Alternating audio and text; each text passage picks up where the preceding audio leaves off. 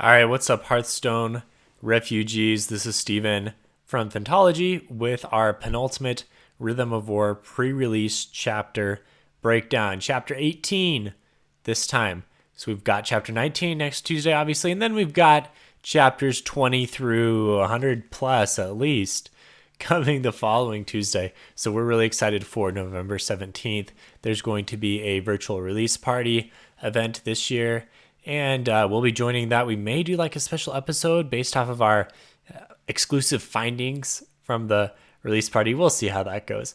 But as far as chapter 18 goes, so this was a shorter chapter. It was a more zoomed in character chapter. It's all Kaladin's point of view. It's basically like the chapter between Kaladin and his parents. And it's the chapter that is probably going to set Kaladin's path forward here for at least some of the book, because he's made a decision here after being demoted. Well, not demoted, but after Dalinar told him he needed to find a different path earlier in the book. Now Kaladin has decided he is going to become a surgeon again. Full circle, back with his father. So before we go there, let's start with actually a brief note from last week's chapter. So in last week's chapter, it was hinted that Yasna and Wit had something going on here. We're not really sure what this is, but Navani speculates there's some kind of romance, which would be interested. Sanderson came out today with a Reddit posting, a lengthy Reddit post actually, where he talked about Yasna, and this is technically a spoiler for for her character for the rest of the book. So if you don't want to hear this from his Reddit post, then maybe don't listen. But he confirmed the popular theory that Yasna is asexual. He said that she would be interested in a heterosexual relationship, but not in a sexual fashion. You have to read his post to get probably the more nuanced description for Yasna. He does a really good job of talking about what this means to him and why he's made this decision, etc. I thought it was really good. I think it's awesome how Sanderson has made these huge efforts to represent people from lots of different walks of life in his books, in Stormlight Archive, in the Cosmere. That's fantastic. So check out that Reddit post. I don't want to speculate too much because I think he wrote it better than I did, as he would with most things. So I would just refer you over to that, but a little footnote to last week's chapter. Now here in chapter 18, the Fabrial discussion is now about a new type of Fabrial. It's like a Stormlight vacuum sucker metal, and the idea here is it can suck the Stormlight out of a Radiant, obviously, a powerful weapon. Probably what we're seeing in their weapons that Kaladin talks about, where, if you get poked with one of these things, your Stormlight can be leached out of you. I don't know what the metal is.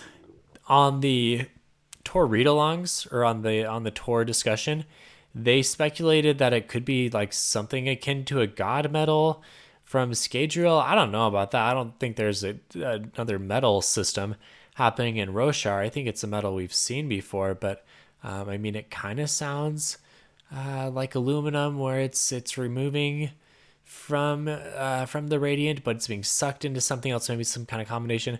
Anyway, we'll see. I think this is interesting, but I don't really have a great idea on this one. I guess maybe last week's metal would have been aluminum, now that I think about it. So let me know what you think about this one, because clearly I don't know what I'm talking about as far as this week's metal. The chapter starts with Kaladin thinking about Rock and Bridge 4 and speculating or wondering how it's going with Rock. And this story is what Sanderson has said will be the next novella. So we're getting Dawnshard, which is coming out literally any day now. And Phantology is going to review that as soon as possible. But the novella between books 4 and 5, Sanderson wants to write, hopefully he gets to it, is about Rock's journey here and what's going on with Rock, because he has said in the Reddit post that Rock will not be in the remainder of the book, which is disappointing, but we will get a full novella about him, which is nice. Apparently Teft turned down the Company Lord thing, so it went to Sigzil. Nice little detail there. I was wondering why Teft wasn't made the new Bridge 4 commander here, the new Windrunner commander. I thought that was kind of strange. And so Kaladin's trying to figure out what to do personally. The chapter starts with him at Urithiru. He goes through the Oath Gate and heads off and meets up with the Fourth Bridge, which is on its way back to Urithiru, which has arrived safely, thank goodness, because there was probably some concern about the ability for the Fourth Bridge to make it back at its slow pace. But it has. Kaladin hops on there, he meets up with his parents, and then we flash forward to when they arrive, and he's showing his parents through Urithiru. And they talk about a few things here. One is all of the oddities in the tower. Again, this is not a new idea. The whole thing of the tower is dead. The tower is weird. What's going on with the tower? Well, here, I mean, we look at a few pipes that are like cylinders and pillars that are like in the middle of the hallways and walkways, and like, why is this here? And he talks about some hallways that lead to nothing. My theory is that once this tower gets turned on with the sibling and all that, it's going to move around somehow.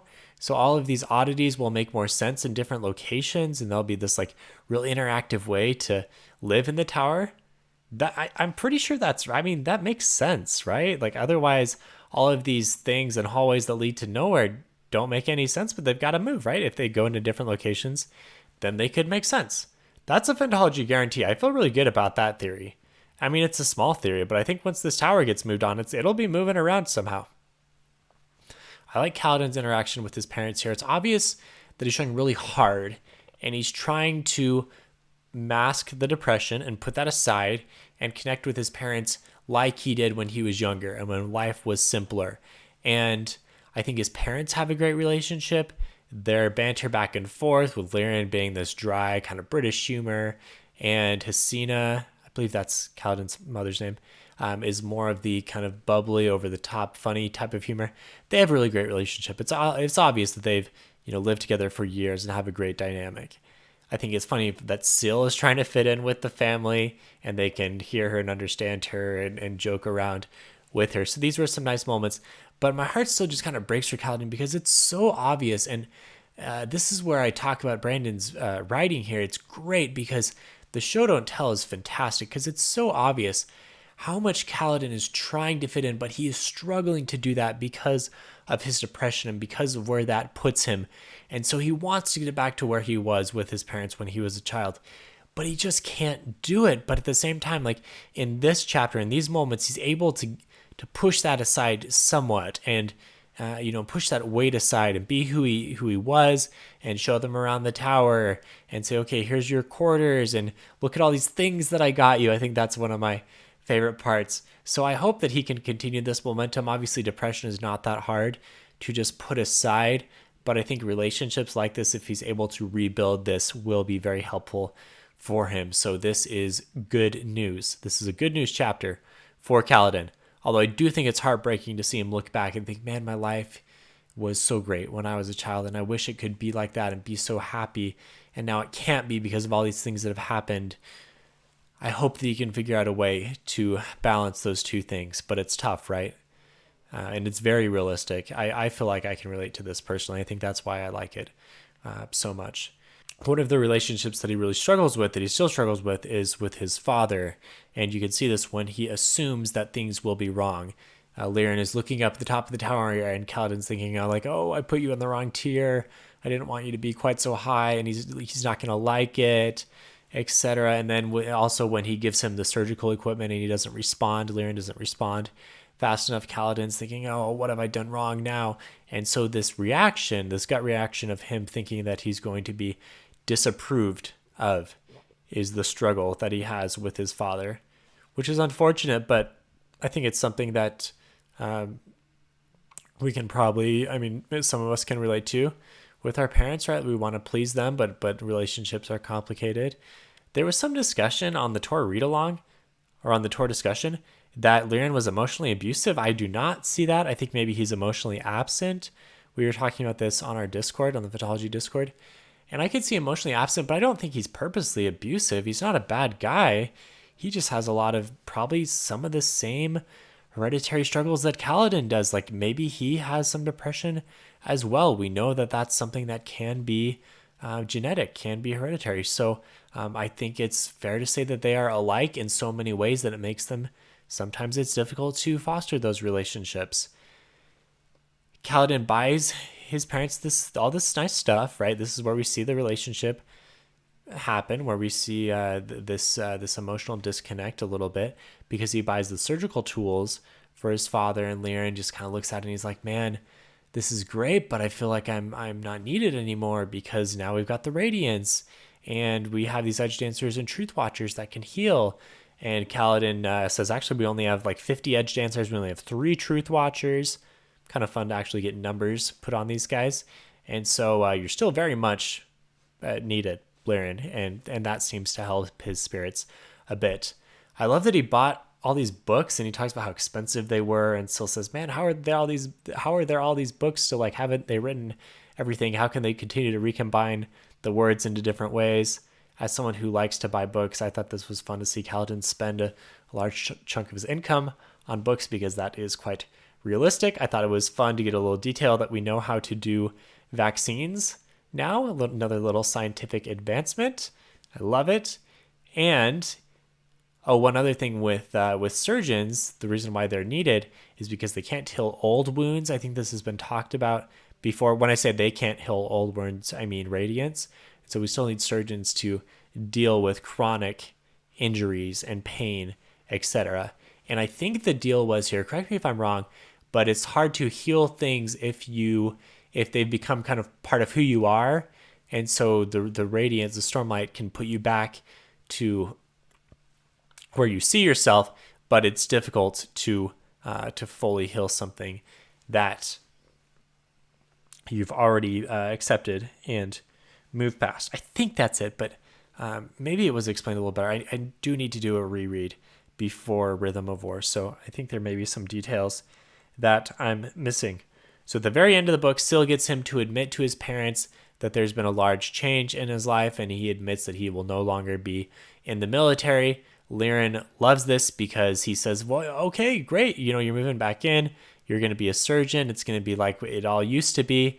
Kind of how Kaladin was wishing that it was all like it used to be. And I think his father has the same reaction.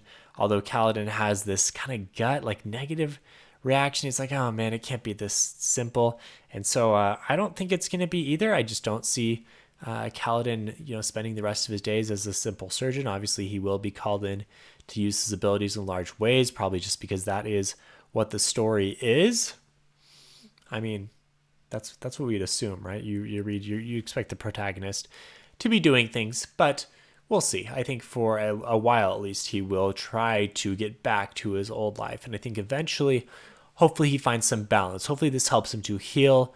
Hopefully, he can get with his parents and discuss Tien and figure out how to reconcile all of these negative things in his life that continue to plague him. So that's a wrap for chapter 18. I love this chapter just because of the zoom in you got on Kaladin's character. I think he's a fantastic character. He's a character that I personally relate to quite a bit, so I have some empathy there, and I think a lot of people do. So if you like Phantology, you can find more reviews at phantologybooks.com on your web browser. We've covered things from Abercrombie to Rowling and Harry Potter to Robert Jordan and Wheel of Time, other Stormlight stuff, random stuff, Artemis Fowl, what else? YA stuff, His Dark Materials. We're actually in the process of revamping our website to make this a little bit easier to find. If you want to chat with us more, jump on Discord. Links will be in the episode description, and you can find channels dedicated to whatever series you like. You can choose what you like, and the channels will appear, so not to get too overcrowded. And if you'd like to support the channel, you can find that at patreon.com/phantology_books. So this, again, penultimate episode, and then, well, not for Phantology, but just for our Rhythm of War series, our pre-release series. And the plan is to cover Rhythm of War in terms of an individual episode for each of the 5 parts. So again, we are going to do heavy coverage of the biggest book of 2020. So look forward to that. 2 weeks away, guys. We're excited. See you next time.